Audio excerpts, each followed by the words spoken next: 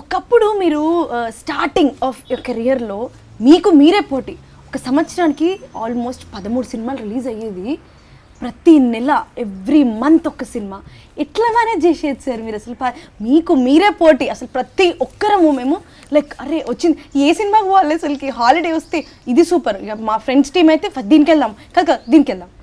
ఎట్లా మేనేజ్ చేసేది మీరు? జనరల్గా నా సైకాలజీ ప్రాబ్లం ఏంటంటే, ఆ రోజుల్లో అంటే నేను పెద్ద బ్యాక్గ్రౌండ్ లేకపోతే ఎవరో ఇంత పెద్ద మనని ఎంకరేజ్ చేసేవాళ్ళు ఎవరు లేరు కదా. ఒక ట్రెండ్, మనం హీరోగా నేను ఒక కామెడీని బేస్ చేసుకుని ఒక ట్రెండ్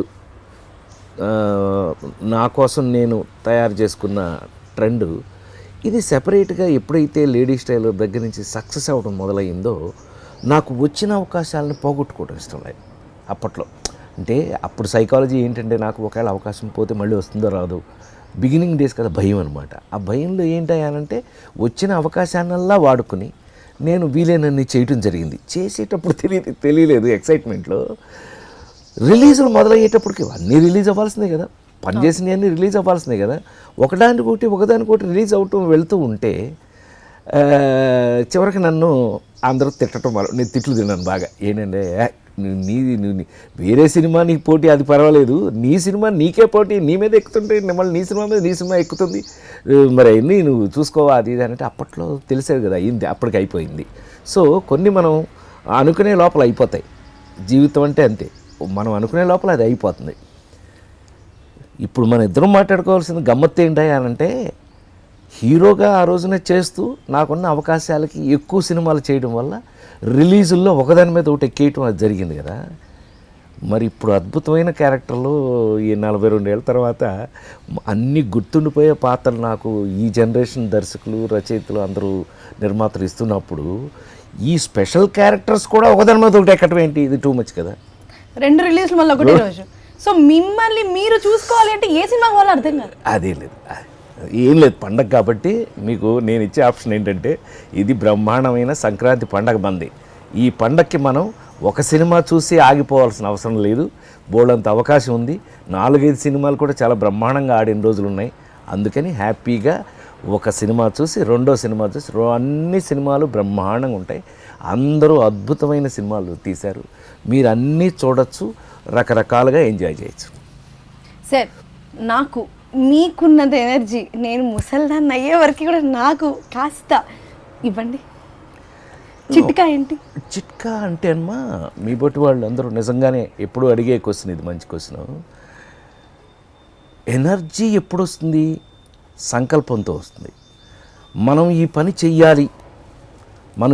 చెయ్యాలి అని ఎంత నీకు స్ట్రాంగ్ సంకల్పం అంటే నీకు ఒక డెసిషన్ ఎప్పుడైతే ఉంటుందో దాన్ని బట్టి నీకు ఎనర్జీ ఆటోమేటిక్గా వచ్చేస్తుంది. సో నీకు ఆ పని మీదే ఉంటుంది తప్ప, నా మీద జనరల్ కామెంట్ అదే కదా, నేను పొద్దున వచ్చినప్పుడున్న ఎనర్జీ రాత్రి 2:30 కూడా అట్లాగే ఉంటాడు ఈయన, ఏం మార్పు అంటే మనకు ఆ పని మీద మనకు ఉన్నటువంటి ఇంట్రెస్ట్, ఆ పని మీద. ఇప్పుడు సినిమా ఉంది, సినిమా ప్యాషన్, నాకు ఇష్టం. సినిమా అంటే మనకు బాగా ఇష్టమైనటువంటి ప్యాషన్. సో ఏదైతే ఇష్టం అవుతుందో దాంట్లో మనకి టైర్డ్నెస్ లేకపోతే దాంట్లో విసుకో లేకపోతే ఇంకోటి రాదు అసలు. నేను ఎన్నిసార్లు ఆలోచించినా నాకు అనిపించేది అదే, ఇది మనకి ఇష్టమైన పని, అందుకని మనకు దాంట్లో బోరు కొట్టడం ఉండదు. సో పనిని ఇష్టపడటమే ఇంపార్టెంట్.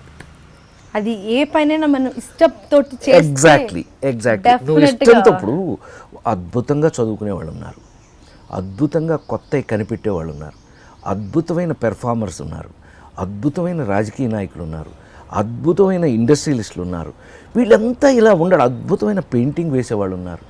ఇట్లా అందరూ వాళ్ళ దీంట్లో వాళ్ళు గొప్పవాళ్ళు అవ్వడానికి కానీ ఎనర్జెటిక్గా పనిచేయడానికి కారణం దాని మీద ఇష్టమే, ప్యాషన్, దాని మీద ఉన్న ఇష్టం. అది నిజమని నేను నమ్ముతాను. ఏదైనా నాతో స్టార్ట్ అవ్వాలి, నా దీక్ష తీసుకోవాలి. దీక్ష షుడ్ టేక్ దీక్ష. సో ఇప్పుడు ప్రతి ఒక్క సినిమా మీరు స్నేహం నుండి చూసుకుంటే ఇప్పుడు కాలేజ్ కుమార్ వరకు 245 సినిమాలు చేశారు. ఈ 245 డైరెక్టర్స్ మిమ్మల్ని ఊహించుకొని రాస్తారు అనే విషయం మాకు అర్థమైపోయింది. సో ఆ పర్టికులర్ క్యారెక్టర్ని మీరు ఆ సెకండ్స్లోనే ఎట్లా మోల్డ్ అయిపోతారు? ఇది యాక్చువల్గా ఏంటంటే మాకు ఫిల్మ్ ఇన్స్టిట్యూట్లోనే 2-3 సబ్జెక్ట్స్ చాలా ఉపయోగపడినాయి నాకు. అబ్జర్వేషన్, ఇమాజినేషన్, ఇంప్రొవైజేషన్, ఇవన్నీ మాకు అంటే అన్ యాక్టర్ ప్రిపేర్స్లో అంటే ఒక నటుడిని తయారు చేయడానికి సిస్టమ్స్ ఇవన్నీ. అందులో బాగా సక్సెస్ ఏంటంటే అబ్జర్వేషన్. ఇప్పుడు కథ రాసేవాళ్ళు కూడా మనలాంటి మనుషులే కదా. వాళ్ళ ఇమాజినేషన్లో ఎక్కడో చూసిన క్యారెక్టరు, ఎక్కడో తగిలిన క్యారెక్టరు, లేకపోతే ఒక ఇమాజినరీ క్యారెక్టరు ఏదో ఒకటి ఉంది అని అనుకో. ఫర్ ఎగ్జాంపుల్ అది మనం తీసుకోవటమే. మన అబ్జర్వేషన్లో ఇప్పుడు ఆ నలుగురు సినిమా ఉంది.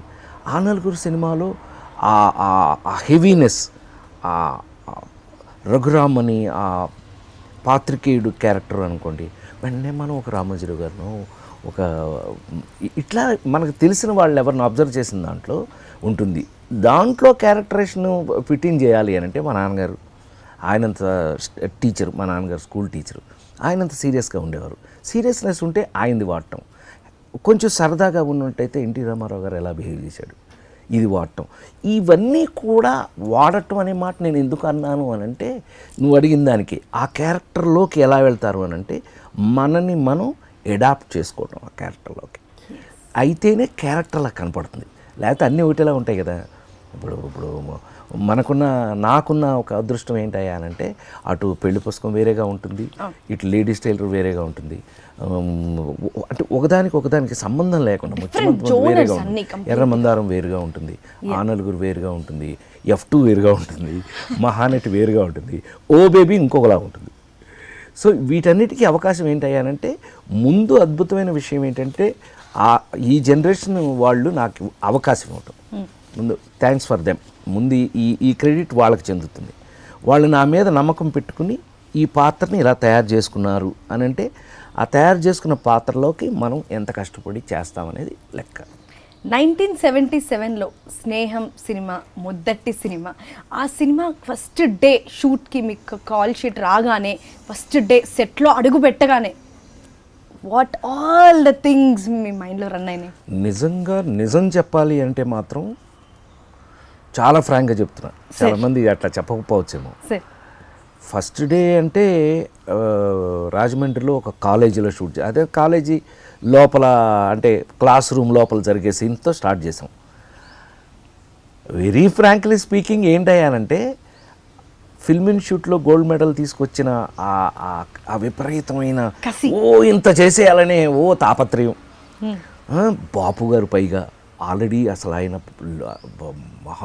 అద్భుతమైనటువంటి మహాదర్శకులు, వాళ్ళు ఎంత గొప్పవాడు బాపు గారు డైరెక్షను, ఇషాన్ ఆర్య అని ఇండియా లెవెల్లో కెమెరామెన్, ఇవన్నీ అందరూ ఉన్నారంటే నేను నిజంగా చెప్తున్నాను కంగారులోనే సగం అయిపోయింది.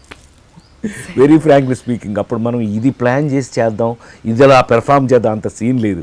అది చెప్పింది చేసేసి బయటకు వచ్చేటప్పటికే మనకి పాస్ అయ్యాం, అమ్మయ్య పాస్ అయ్యారా బాబు.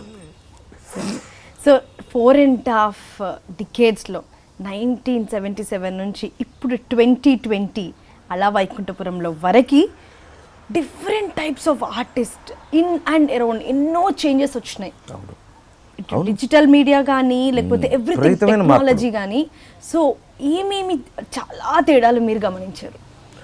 అసలు టు బి వెరీ ఫ్రాంక్, సినిమాలోనే ఫిల్మ్స్లో ఫిల్మ్ పోయింది, ఫిల్మ్స్లో ఫిల్మ్ వాడలేదు కదా, డిజిటల్ అయిపోయింది కదా మొత్తం. అంతకుముందు సినిమా అంటే ఇట్లా పెట్టి డబ్బాలు ఒక 32-33 డబ్బాలు మోసుకొని వెళ్ళేవాళ్ళం సరదాకి.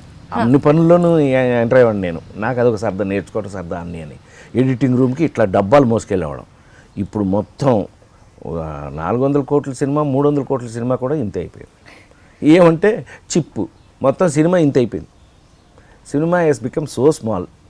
సో మార్పులు అనంటే కనుక నా పరంగా చెప్పాలి అనంటే నాకు అది అదృష్టంగా నేను భావిస్తూ ఉంటా. ఎందుకనంటే మిచెల్ కెమెరా అని ఉండేది, ఇంత పెద్ద మన మాయాబజార్లు ఇవన్నీ తీసిన సినిమా కెమెరాలు ఇంత పెట్టి వస్తే ఇట్లా కెమెరా మూవ్ అవుతుంది. ఒక దాంట్లోంచి ఒక స్ట్రైట్గా వ్యూ ఫైండర్ కనపడదు, పక్కన వ్యూ ఫైండర్ వేరేగా ఉంటుంది, ఫ్రేమ్ వేరేగా ఉంటుంది. అందులో చూసి మూసి ఈ ఫ్రేమ్ని వీళ్ళు ఆ కెమెరా దగ్గర నుంచి ఇదిగో ఇప్పుడు వీళ్ళు తీస్తున్నారు 7D 5D ఈ కెమెరాల వరకు కూడా 5Dలు ఈ కెమెరాలు వచ్చేసినాయి కదా, అంటే ఏంటి, ఆ స్టిల్ తీసేస్తున్నారు, దాంతోనే సినిమా కూడా తీసేస్తున్నారు. అంత మార్పులు అంటే జనరేషన్లో మధ్యలో ఎన్ని రకాల కెమెరాలు మారుతూ వచ్చినాయి, ఎన్ని రకాల 3-4 జనరేషన్లు మారి వచ్చాను నేను ఇప్పటికి. ఇప్పుడు కుర్రాళ్ళు అంటే సూపర్ స్టార్ మహేష్ బాబు దగ్గర నుంచి బన్నీ అల్లు అర్జున్ దగ్గర నుంచి జూనియర్ ఎన్టీఆర్ దగ్గర నుంచి అందరూ లవ్లీ బాయ్స్, వీళ్ళందరితో పని చేస్తున్నాను అని అంటే ఒక్కోసారి నమ్మబుద్ధి ఇది. ఎక్కడ స్టార్ట్ అయ్యాం మేము, కృష్ణ గారు, శోభన్ బాబు గారు, రామారావు, నాగేశ్వరరావు గారు, రామారావు గారితో దగ్గర నుంచి కృష్ణ, శోభన్ బాబు గారితో మరీ ఎక్కువ, అన్నయ్య వాళ్ళిద్దరితో మరీ ఎక్కువ చేశాను. ఆ జనరేషన్ నుంచి ఇప్పుడు ఈ జనరేషన్ వరకు నెక్స్ట్ జనరేషన్స్ మారుతూ వీళ్ళందరితోనూ కూడా నేను బాగానే అడ్జస్ట్ అయ్యానని ఓబీబీ వరకు నమ్మొచ్చు. నువ్వు బోల్డన్ని మార్పులు, కెమెరాలు మారినాయి, ఆర్టిస్టులు పెర్ఫార్మెన్సెస్ మారినాయి. టు బీ వెరీ ఫ్రాంక్, ముందు రోజుల్లో ఏరా అంటే ఏరా అని ఉండేది. ఇప్పుడు అసలు ఎంత అయిపోయినాయి, ఇక్కడికి వచ్చేసి కెమెరా ఇక్కడ పెట్టి ఎంత సెన్సిటివ్ అయిపోయిందంటే ఏరా అనే పరిస్థితికి వచ్చాం. అంటే మార్పు, జనరేషన్ మార్పులు, అన్ని రకాల మార్పులు వచ్చినాయి. బట్ ఇంకా ఇక్కడ ఉండడానికి కారణం మాత్రం నేను జనరేషన్ మార్పుకి నేను వాళ్ళ తగినట్టుగా నేను అడాప్ట్ అవటమని నేను అనుకుంటున్నాను. సో ఒక సెరమిక్ ఇంజనీరింగ్ స్టూడెంట్గా కాలేజ్ డేస్ ఇప్పుడు మీ క్లాస్మేట్స్ ఏమంటున్నారు? నాకున్న ప్రాబ్లం ఏంటంటే యాక్చువల్గా గూడూరులో సెరమిక్ ఇంజనీరింగ్ చదివాను నేను. నా క్లాస్మేట్స్, నా రూమ్మేట్స్ అందరూ కూడా నాకు ఎంత ఆశ్చర్యంగా ఉందంటే, ఇప్పుడు నువ్వు ఇందాక రాగానే నన్ను ముట్టుకోవచ్చా మనిషేనా అని, ముట్టుకోవచ్చా అని ఎలా నువ్వు అంటే 40 ఏళ్ళు కెరియర్ని నువ్వు నోట్ చేసి, నువ్వు అసలు నీకు ఊహ వచ్చిన దగ్గర నుంచి రాజేంద్ర దగ్గర సినిమాలన్నీ చూసి ఈ మనిషేనా ఇవన్నీ చేసిందని ఒక తిరుగుతుంది కదా, అది నీకు అర్థమైంది, నీ ఫేస్ చూస్తే అర్థమవుతుంది నాకు. సో ఈ ప్రాబ్లము నాతో పాటు చదువుకున్న వాళ్ళు, నా రూమ్లో ఉన్న వాళ్ళు కూడా రాజా, నన్ను రాజా అంటారు వాళ్ళందరూ. ఇట్లా ఏంట్రా రారా అని నేను భుజమే చేయిస్తే వాళ్ళకి వింతగా ఉంది. నిజమేనా, నేనేనా ఆ రూమ్లో పక్కన మనం పడుకున్నవాడేనా, మనం ఆడుకున్నవాడేనా? అదొక గమ్మత్తైన స్థితి. ఇది మరి సెలబ్రిటీస్కున్న ప్రాబ్లం నాకు తెలియదు కానీ, బట్ నేనైతే మాత్రం వాళ్ళ మీద ఎక్కేసి, సంకలో ఎక్కేసి నేను చాలా హ్యాపీగా ఉంటాను. వాళ్ళకి మాత్రం ఆ ఎంబారసింగ్ ఇంకా అలా ఉంది. ఇది నిజమేనా? ఇప్పుడు నేను కనపడను, ఇప్పుడు మీకు నేను ఎక్కడ కనపడతాను, నువ్వు గజేంద్రుడు కనపడతాడు, లేకపోతే రాజేంద్రుడు కనపడతాడు.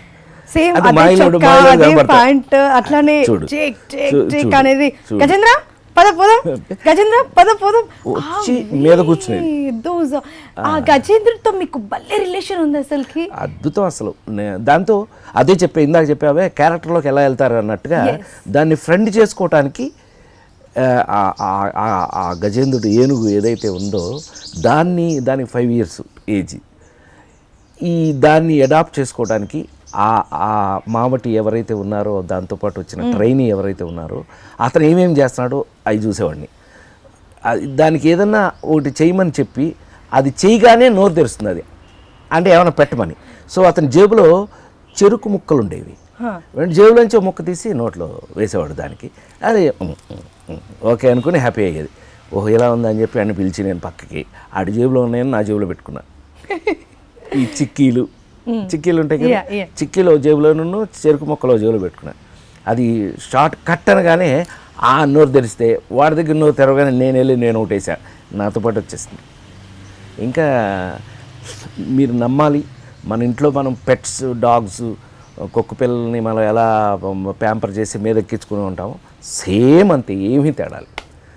సైజు పెద్దది అంతే తప్పితే it's also like cute one of the family members అయిపోతుంది.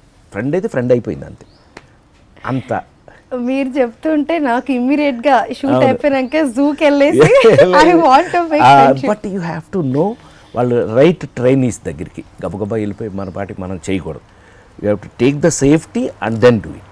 ఎప్పుడు యానిమల్స్ అవి మనకు తెలియనప్పుడు అవి తెలుసుకుని చేయొచ్చు. అది ఎనీథింగ్ ఎవ్రీథింగ్ ఉండేది అబ్జర్వేషన్ లోనే. నేనైతే నేర్చుకున్నాను ఫస్ట్. దిస్ ఈజ్ అన్ అబ్జర్వేషన్లోనే జీవితం, అబ్జర్వేషన్లోనే పెర్ఫార్మెన్స్, అబ్జర్వేషన్లోనే లైఫ్. అన్నీ తెలిసేది అక్కడ.